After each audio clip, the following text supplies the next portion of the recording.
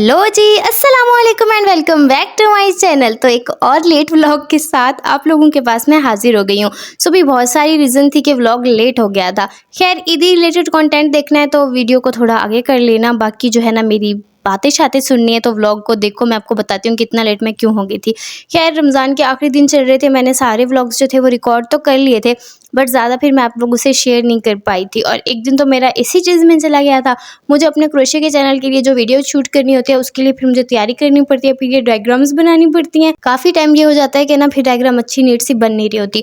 और साथ ही ना मुझे ये बनाना था कंबल कुरेशे का अपने प्यारे प्यारे से भतीजे के लिए। तो फिर मैं ये हैंडमेड बनाना चाह रही थी और मैं चाह रही थी कि उनके आने से पहले पहले ना मैं इसको कंप्लीट कर लूँ। तो फिर इसी में भी थोड़ा टाइम लग गया था और इसी चक्कर में ना फिर काफ़ी जो होती हैं वीडियोस वगैरह भी लेट हो जाती हैं और कभी कभी तो इवन शूट भी नहीं हो पाता।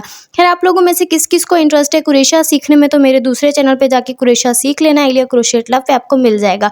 खैर यहाँ हो जाता है इफ्तार का टाइम और फिर आज मैं कर रही हूँ अंडे बॉयल। भी इफ्तार में अंडे बॉयल इसलिए हो रहे हैं क्योंकि मैंने बनाया था आलू का सालन। आलू का जो शोरबे वाला सालन होता है ना उसके साथ मुझे अंडे खाना बड़ा पसंद है। बहुत टेस्टी कॉम्बिनेशन लगता है, ट्राई नहीं किया तो कर लेना भाई। और किस किस के घर में ऐसे बनता है मुझे कमेंट्स में ज़रूर बता देना। खैर यहाँ प्रॉपर ना वीडियो शूट करी थी मैं इफ्तार की, ताकि टाइम से ना मैं आप लोगों से शेयर कर सकूँ, पर उससे अगले वाले दिन तो कुछ एक्स्ट्रा ही बिजी जाने वाले थे, मुझे नहीं पता था। खैर यहाँ पे हम लोगों ने इफ्तार किया था और यहाँ पे मैंने अंडे जो थे ना वो कट कर दिए थे। मोस्टली मैं नहीं करती हूँ, लेकिन ये था ना कि भी पूरा पूरा अंडा खाया नहीं जाएगा, इफ्तार के टाइम पे इतना नहीं खाया जाता। और पकोड़े पकोड़े तब हमें ना बहुत ज़्यादा याद आने वाले हैं, क्योंकि भी नॉर्मल डेज में पकोड़े इतना नहीं बनते हैं, इफ्तार की वजह से ना वो एक पूरा एहतमाम होता है। और अगर नॉर्मल डेज में बन भी जाए ना तो वो वाली फीलिंग नहीं आती है जो कि इफ्तार के टाइम पे आती है। तो भी मैंने तो अपनी प्लेट जो है वो तैयार कर ली है और इंजॉय कर लिया है खाना। अच्छा मैंने ना ये लगाया था लिप बाम और मैंने सोचा इसका रिव्यू आप लोगों से शेयर करती हूँ। सो मेरे जो होंठ थे ना वो इतने ज़्यादा ड्राई हो चुके थे कि ना उनमें से ब्लीडिंग हो रही थी और मुझे लगा था मैं क्या करूँ, ऐसी कंडीशन में बंदा क्या ही करे। सो ये मेरे पास लिप बाम रखा हुआ था, बिल से लिया तो मैंने इसको काफ़ी टाइम पहले था, फिर आज मैं इसको निकाल के आ गई थी और इसके ऊपर लिखा हुआ था कि विजिबल रिजल्ट इन 1 डे। तो मैंने कहा इसको ट्राई करते हैं और मैंने ना इसको लगाया था ऑलमोस्ट कोई 1 घंटे में। मतलब जिस टाइम में मैं नमाज़ पढ़ रही थी, मैं कुरान पढ़ रही थी, मैंने इसको साथ में रख लिया था और मैं लगा रही थी और इवन उसी टाइम के अंदर ही ना मेरे होंठ बिल्कुल ठीक हो गए थे। और नेक्स्ट डे मैंने अपनी कज़न को देखा, वो अपने होंठों पे घी लगा रही थी क्योंकि उसके होंठों की हालत भी ऐसी ही थी। तो मैंने सोचा भाई ये मसला तो आजकल सभी को हो रहा है क्योंकि इतनी डिहाइड्रेशन होती है। तो भाई ये देख लो, ये वाला जो लिप बाम है ना ये बहुत बहुत बहुत अच्छा सा वर्क करता है, क्योंकि मैंने इस दौरान में और भी जो है लिप बाम ट्राई वगैरह किए हैं, इनका इतना कुछ खास असर नहीं था। बहुत अच्छा, इजीली आपकी पॉकेट में भी फिट हो जाएगा। शाम में फिर हम बाहर आ गए थे और जिस सेक्शन की मैं वीडियो बना रही हूँ यहाँ से हमने कुछ नहीं लिया था, जहाँ से हमने लिया था उसकी वीडियो बनी नहीं रही थी, पता नहीं क्या था, धुंधली वीडियो बनी जा रही थी। खैर हम लोगों ने पी थी कॉफ़ी और इतने दिन से मैंने चाय नहीं पी, पता नहीं चाय और मेरी क्या दुश्मनी आजकल चल रही है। तो मैंने सोचा गर्मा गर्म और मीठा मीठा फिर ना कॉफ़ी पीते हैं, बड़ा मज़ा आएगा। रात को आके मैंने अपना गार्डन चेकआउट किया था और यहाँ पे जो मेरे जो सीड्स थे ना वो इतने प्यारे प्यारे से ग्रो करे थे। और अब देखो कितनी बड़ी हो गई है ये वाली बेल। और अब मैं सोच रही थी यहाँ पे ना धागा लगा देना चाहिए ताकि ये ना इजीली जो है दीवार पे चढ़ जाए। और वो धागे वाला व्लॉग तो मैंने आप लोगों से शेयर कर दिया है। ये है जी मेरा बहुत ही प्यारा प्यारा सा बुक मार्क जिसके ऊपर बनी हुई है प्रिंसेस बेल, जो कि रीड करिए बुक, मुझे बहुत अच्छा लगता है। तो मेरी एक बुक जो थी वो कंप्लीट हो गई थी, उसमें से मैंने इस बुक मार्क को निकाल के रख दिया था और अब्बू के पास ना अब वो बुक भेज देंगे। और यहाँ पे इतनी सारी चीज़ें, ये क्या पड़ी मैं, प्रैक्टिकल बुक्स नहीं थी ये ना मेरा वहीं सारा काम चल रहा है कुरेशिया वाला, उसको सारे को ना अरेंज करना पड़ता है और अरेंज करने के चक्कर में मेरी जो है ना सारी ये टेबल जो है वो भरी हुई है। खैर मैं लेकर आई थी रोल और आज मैंने सोचा ये पिज़्ज़ा लेकर जाते हैं, इसे ट्राई करते हैं। लास्ट टाइम जो था ये बहुत मज़े का था, इस बार इतना अच्छा नहीं था। पता नहीं बेकरी आइटम के साथ ये क्या प्रॉब्लम होती है, कभी कभी इतने मज़े के होते हैं और कभी कभी ऐसे आ जाते हैं। खैर ये हैं जी कड़वीलू, मैंने इतने सारे तोड़ के रखे थे लेकिन रोज़े के चक्कर में ये खाए भी नहीं गए थे और ये ख़राब हो गए थे। असल में मैंने अपने भाइयों के पास भी भेजने थे क्योंकि उन्हें भी बहुत पसंद है, हमने बचपन में बहुत खाए हैं और फिर ये हो ही नहीं पाया था। खैर ये वाली बुक मैंने साथ ही ना स्टार्ट कर दी थी रीड करना, ज़्यादा मैंने शेयर नहीं की पोस्ट क्योंकि अभी टाइम ही नहीं था। तो मेरा बस फोकस था कि मतलब मेरा खुद का जो रीडिंग वाला काम है ना वो चलता रहे, साथ ही फिर जब भी मुझे टाइम मिलेगा तो मैं आप लोगों से इसके बारे में शेयर कर दूंगी और आप बता देना भी शेयर करना चाहिए या नहीं। तो भाई यहाँ के जो मतलब ये जो पिज़्ज़ा था ना ये वाला थोड़ा सा ना ड्राइश लग रहा था मुझे। मैंने ना खाया था एक बार बहावलपुर में, वो वाला ना मतलब था तो बेकरी वाला, वो ब्रेड के ऊपर बना हुआ था, मतलब जो डबल रोटी होती है ना उसके ऊपर बना हुआ था। वो बहुत ज़्यादा सॉफ्ट था और वो ज़्यादा यमी लग रहा था। जो भी ये वाला काम करते हैं ना मैं उनको बता रही हूँ, वो वाला ज़्यादा यमी लगता है। खैर जो यहाँ के रोल होते हैं ना, जो हम लोग यहाँ से लेते हैं टोटल से, वो बहुत अच्छे होते हैं। एक दो और बेकरीज के मैंने ट्राई किए थे, वहाँ के जो रोल होते हैं उनका पता नहीं टेस्ट गंदा होता है, पता नहीं क्या। तो भी अगर कोई ऐसा बंदा जो कि रोल सप्लाई करता है टोटल पे तो भी वो सुन रहा है तो मैं बता दूँ ये बहुत बहुत ज़्यादा यम्मी होते हैं। और जगह के इतने यम्मी नहीं होते। रेसिपी ना मुझे बता देना प्लीज़, और किसी को बताओ या नहीं बताओ, क्योंकि ये बहुत यम्मी होते हैं और इतने टाइम के बाद मैंने खाए थे, मुझे काफ़ी ज़्यादा मज़ा आया था। सो यहाँ हमारा नेक्स्ट डे स्टार्ट हो जाता है। पहले तो मैं अपने गार्डन में आ जाती हूँ, गार्डन की थोड़ी मैंने देख रेख की, और आज का दिन जो था वो और ज़्यादा बिजी चला गया था। पहले मैंने अपने रूम की सफाई की थी, फिर मैंने खुद की सफाई की थी, मतलब मैंने अपने बालों पे हेयर मास्क लगा लिया था। सो सफाई कोई ऐसी वाली नहीं थी कि सारी चीज़ें बाहर निकालो फिर सफाई शुरू कर दो, मतलब ये था कि रोज़े में बंदा थोड़ा थका हुआ होता है तो बस लेज़ी होकर सफाइयाँ कर रहा होता है। आज मैंने सोचा था मैं पूरे ना ज़ोर शोर से सफाई करूँगी। खैर ये वाला जो ड्रेस है ये बुनैंजा का था और मैंने ऑनलाइन मंगाया था। ऑनलाइन जो अपना एक अथेंटिक ब्रांड से मंगाते हो ना, वो चीज़ अच्छी आ जाती है। लाइटनिंग का फ़र्क की वजह से जो है वो चेंज हो सकता है, कपड़े का कलर ज़्यादा नहीं होता। पैचेज़ इसके साथ में ही आए थे और ये मैंने इस तरीके से सिलवाया था और ये मुझे बहुत पसंद आया था, क्योंकि ऐसे कलर का ड्रेस मेरे पास काफ़ी टाइम से नहीं था और पहन के ना बड़ी खुशी सी हो जाती है। खैर इस टाइम पे मैंने अपने बालों पे लगाया हुआ था हेयर मास्क। वो मास्क मैंने ना शेयर किया था लास्ट वीडियो में, जाके चेकआउट करना। वो ना मतलब इतना मज़े का है। उसके बाद एक तो मेरे बालों का कलर इतना प्यारा हो गया, दूसरा बाल इतने ज़्यादा सॉफ्ट हो गए थे, इतना मज़ा आ रहा था ना, इतने प्यारे प्यारे से बाल हो गए थे।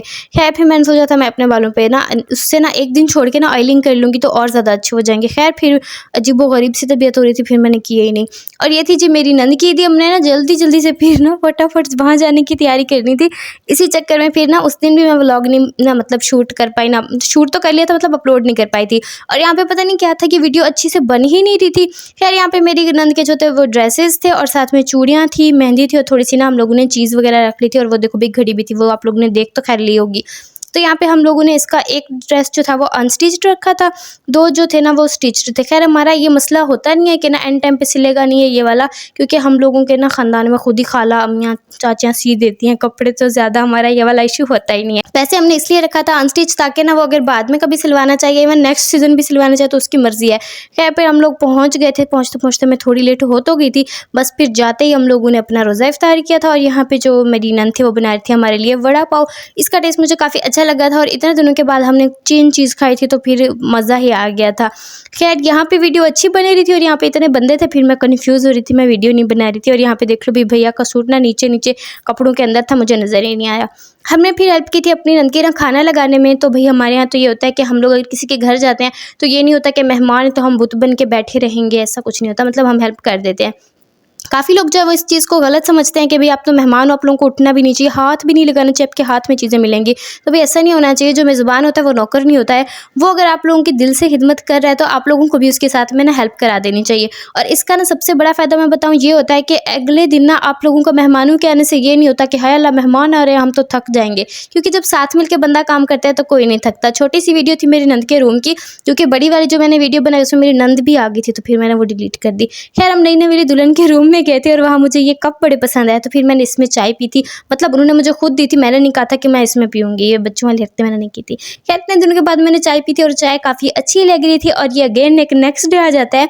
हादिया आई थी और उसने परचेज़ किया था ये नावल, वो मुझे दिखाने आई थी कि मैंने ये लिया, तो मेरा दिल कर रहा था कि मैं इसको पढ़ लूँ। फिर मैंने सोचा कि मैं पता नहीं इसको पढ़ूँ ना पढ़ूँ, इतना बड़ा है, मेरा टाइम भी इतना लगेगा, तो अगर ये अच्छा है ना तो कमेंट्स में मुझे बता दो इसकी रीज़न क्यों अच्छा है, तो फिर ना मैं ये पढ़ूँगी। और ये ईदिया मैंने आप लोगों से शेयर करनी थी इतने टाइम से। तो ये मेरी वाली ईद की बास्केट है, इसमें मेरा ड्रेस था, शूज़ थे, मेरे हस्बैंड के ड्रेस थे, ईदी थी और खूब सारी चीज़ें थी, चूड़ियाँ थी, सवैयाँ थी, बहुत सारी चीज़ें थी भाई। और ना इन दिनों में जो इतना हम लोग बिजी थे ना, ये वीडियो भी मैंने अपने भाई से बोला था कि एक वीडियो बना लेना भाई, तो फिर मैंने अपने व्लॉगर्स को, अपने मतलब सब्सक्राइबर्स को दिखा दूँगी भाई। आइडिया भी मिल जाता है लोगों को, लेकिन इतना लेट अगर मैं दिखा रही हूँ तो फिर आइडिया नहीं मिलना। अगले साल अप्लाई करो तो कर लेना, इस साल ही अप्लाई नहीं होना, क्योंकि लेट हो गया था। हमारी भाभी लोग आ गए थे, फिर हम लोग ना उसी में ही मतलब एक्साइटेड ओवर एक्साइटेड ही होते चले गए थे। खैर मेहंदी भी है, बाकी चीज़ आप खुद देख लेना। खैर टाइम निकाल के मैंने आप लोगों को ये ड्रेसेस दिखा दिए थे। इनमें से हाफ मैंने आपको ऊपर ऊपर से एक बार दिखाए थे, लेकिन सब कज़न्स के नहीं आए थे तो मैंने आप लोगों को तब नहीं दिखाया था। ये जो ब्लू वाला ड्रेस है ना, ये बड़ा प्यारा था, बड़ा प्यारा था, इस पे मेरा दिल भी आया हुआ है। तो ये था भी मेरा पहले। खैर फिर ना भाभी को पसंद आ गया था, मैंने भाभी से बोला था कि हाँ जी आप ले लो। आप उनका जो था वो ईद का बनना था सूट, जो वो लेने वाली थी। मेरे पास ईद का ऑलरेडी था, बस ये अम्मी की तरफ से था, तो मैंने बोला था कि कोई नहीं भाभी आप ही ले लो, अभी बाद में ना मैं फिर ना कोई और ले लूँगी। खैर ड्रेस की एक्सचेंज जो है ना वो चलती रही है। और ये वाला जो ये ना हम लोगों ने भाभी का रखा था, अम्मी को भी बहुत पसंद था, लेकिन पहले हमने फिर भाभी का ही रख दिया था और फिर भाभी ने मेरे वाला ले लिया। तो मैंने कहा अम्मी अपनी पसंद वाला आप खुद रख लो, और जो मेरे वाला है वो भाभी रख लेगी, और जो मुझे पसंद आएगा फिर मैं बता दूंगी, वो मुझे ना आप लोग दे देना। तो खैर ये सिलसिला ना हमारा चलता रहता है, इसलिए ना फिर ज़्यादा मज़ा आता है। खैर इनमें से मोस्टली ड्रेसेस जो थे वो सफ़ायर के थे और इनका स्टफ़ ना मज़े का था, बहुत मज़े का, लिटरली बड़ा मज़े का था। और दूसरा रीज़न इनके स्टफ़ के अलावा ये भी होता है कि ये ड्रेसेस ना जल्दी ख़राब नहीं होते, जल्दी फट नहीं जाते, मतलब ईज़िली बंदा ना सुकून से पहन सकता है। और ये गुल अहमद वाला था, इसके ऊपर भी मेरा बड़ा दिल आया था, लेकिन मेरे पास ऑलरेडी ग्रीन ड्रेसेस थे और मेरा ईद का भी ना यहीं का यहीं कलर था, थोड़ा सा चेंज था, ग्रीन और ब्लैक में ही था। तो बस फिर ये वाला इसलिए मैंने नहीं लिया था। इससे पहले एक हमारे पास गुल अहमद का आया था, वो इतना गंदा सा था, मैंने सोच लिया था गुल अहमद के तो होते ही गंदे हैं, लेकिन फिर ये वाला जो था अच्छा आया था। अब मैं सोच रही हूँ कि पता नहीं गुल अहमद के अच्छे होते हैं या नहीं होते। खैर ये वाला ड्रेस ना सच में अच्छा था। और ये वाला जो ड्रेस है ये सफ़ेयर का है और ये फुफ्फो का था और इसके ऊपर जो सारा जो डिज़ाइन बना हुआ है यहाँ पे नज़र नहीं आ रहा, मैं आपको ड्रेस से दिखा देती हूँ। और फिर यहाँ पे मैं सोच रही थी इसका दुपट्टा कहाँ है, दुपट्टा भी दिखाऊँ। खैर दुपट्टा जो था वो इसका ज़्यादा ब्लू शेड में था, तो वो ना सारा अच्छा लग रहा था, मज़े का ड्रेस था। सो ये इस तरीके का इसका दुपट्टा था, आप लोग देख लो, ज़्यादा डार्क वाला। ये वाला जो ड्रेस है ये अम्मी का था। अभी मुझसे एस्थेटिक वीडियो बनती नहीं है, तो फिर मैं आपको सारा डिटेल वाली वीडियो बताती रहती हूँ क्या हो रहा है। तो ये वाला जो था क्रीम शेड होता है, क्या बोलते हैं, वो वाला था और इसके साथ में ना प्यारा प्यारा सा लाइट पर्पल कलर में था दुपट्टा। और मेरे ख्याल से इस टाइप के ड्रेसेस जो है ना वो आजकल ट्रेंड में चल रहे हैं, मतलब प्यारा प्यारा सा ड्रेस होता है, मतलब बहुत हल्के कलर का और उसके ऊपर ना एक थोड़ा सा डार्क शेड में दुपट्टा होता है। तो भाई ये इस तरीके का ड्रेस था और ये बहुत प्यारा लग रहा था। और ये वाला जो ड्रेस है इसका जो कलर है ना इतना गंदा आ रहा है मेरे मोबाइल में, ये अलकरम का था और ये वाला ना इसका कलर रियल में बहुत प्यारा था, प्यारा सा ग्रीन और प्यारा सा पिंक था। ये भी मुझे पसंद आया था, भी सारे ड्रेस मुझे पसंद आते हैं, लेकिन इसका भी अगेन वही इशू था, इसके अंदर भी ग्रीन कलर था। तो मैंने सोचा भी मेरे पास इतने ग्रीन हो जाएंगे मेरा पहनने का ही दिल नहीं करेगा, तो फिर मैंने ये नहीं लिया था।